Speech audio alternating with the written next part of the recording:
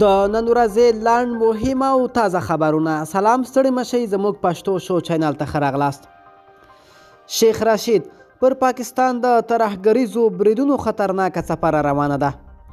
د پاکستان د کورنیو چارو وزیر شیخ رشید ویلي وروستیو حالاتو ته په کتو اټکل کیږي چې د پاکستان کې په کور دننه یو شمېر ترهګرې ډلې نور هم قوت پیدا کړی او ښایي په امن ځایونو کې هم داخلي جګړې زور واخلي.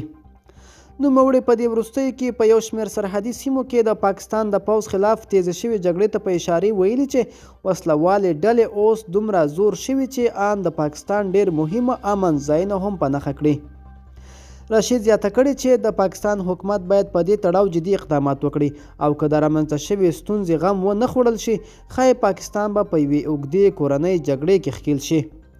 وزیر رشید یادې څرګندونې داسې مهال کوي چې په اوس وخت کې په شمالي وزیرستان او جنوبي او خیبر پښتونخوا او بلوچستان کې د پاکستاني پوځیانو خلاف د وسلوالو ډلو جګړې تر بل هر وخت ډیر شدت موندلی دی. پاکستان وایي افغانستان ته د صادراتو په کچه کې کموالی راغلی. د پاکستان مرکزي بانک وایي چې وړم کال یې په همدې موده کې افغانستان ته د 633 میلیونو ډالرو په اندازه صادرات لرل، خو سږکال دا شمېره 543 میلیونه ډالرو ته راښکته شوې ده. پاکستان وایي چې په دې توګه یې افغانستان ته د صادراتو په کچه کې 14.14% کموالی راغلی دی. پاکستان دغه راز ویلي چې له افغانستان د وارداتو په کچه کې هم کموالی راغلی دی. د پاکستان او افغانستان ترمنځ سوداګریزې تل د پاکستاني حکومت د ناسمو سیاستونو له امله له ستونزو سره مخ کیږي او د پاکستان د غیر قانوني اقداماتو له امله کله ناکله افغان سوداګرو ته میلیونونه ډالرو زیان هم اوښتی دی. افغان سوله ښایي د مارچ په 28مه د ترکیې کنفرانس جوړ شي. ښایي د روانې میلادي میاشتې په 28مه نیټه په ترکیه کې د افغان سولې په اړه د طالبانو او افغان حکومت کنفرانس جوړ شي. د رسنیو د راپورونو له مخې طالبانو ته نږدې سرچینې ویلي چې دوی د ترکیې په کنفرانس کې د ګډون لپاره تیار دي. دغه سرچینې همدا راز ویلي چې یاد کنفرانس به د روانې مارچ میاشتې په 28مه نیټه ترسره شي. بلخوا ځینې ترکي چارواکو هم رسنیو ته ویلي چې دوی د افغانستان د سولې په برخه کې همکارۍ ته تیار دي او په خبره افغانستان د دوی لپاره یو مهم هیواد دی او هڅې کوي له هرې ممکنې لارې دغه هیواد د سولې په مسله کې همکاري وکړي. پاسپورت ریاست له دې وروسته د کاغذي پیژندپاڼو لرونکو ته پاسپورت نه ورکول کیږي. د کورنیو چارو وزارت اړوند پاسپورت ریاست وایي له دې وروسته د کاغذ پیژندنو پاڼو لرونکو ته پاسپورت نه ورکوي او په وینا یې یوازې هغه خلک چې برېښنایي پیژندپاڼې ولري کولی شي په مرکز او ولایتونو کې پاسپورت ترلاسه کړي. کونړ کې 10 تنه داعش او طالبان د سولې بهیر سره یوځای شول. د کونړ ملي امنیت ریاست وایي د سولې بهیر سره د یوځای شوي وسلوالو په ډله کې 15 طالبان او 15 نور داعش وسلوال دي.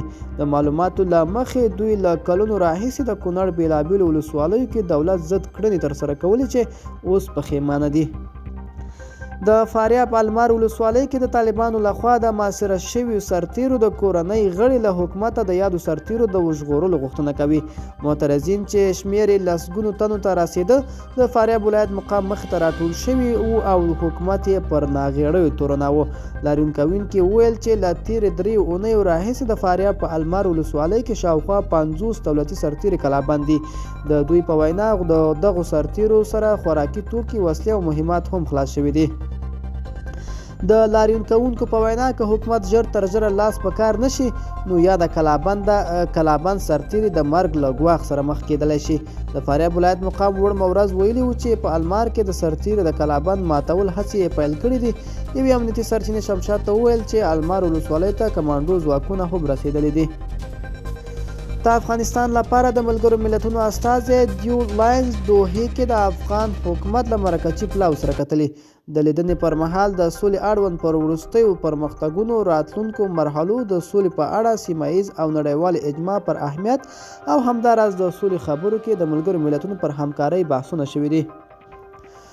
په هلمند کې 9 طالبانو ته مرګ ژوبله اوښتې. د هلمند امنیه قومندانۍ چارواکي وایي تېره شپه د ګرشک ولسوالۍ د نوروزو د کلي اړوند سیمو کې د مخامخ جګړې په مهال 15 طالبان وژل شوي او 4 نور ټپیان دي. په خبرپاڼه کې راغلي 2 ارادي موټرسایکل او وسلې هم له منځه وړل شوي او طالبانو په دې اړه څه نه دي ویلي. ولسمشر غني له مارشال دوستم سره پر امنیتي پلانونو خبرې کړې دي. له شاوخوا 2 کلونو وروسته د لومړي ځل لپاره په آر کې مارشال عبدالرشید دوستم له ولسمشر غني سره ولیدل. د راپورونو له مخې ولسمشر غني او عبدالرشید دوستم د سولې پر پروسې او بین الافغاني مخابرو پر بریالیتوب لپاره د ملي اجماع پر رامنځته کولو خبرې وکړې. مارشال دوستم د کابل او شمالي ولایتونو د امنیت په اړه ولسمشر غني ته معلومات ورکړي او زیاته کړې ده چې د دولت مخالفینو څخه د فاریاب، مزار شریف او کندوز کابل لویو لارو امن کول عملي پلانونو ته اړتیا لري.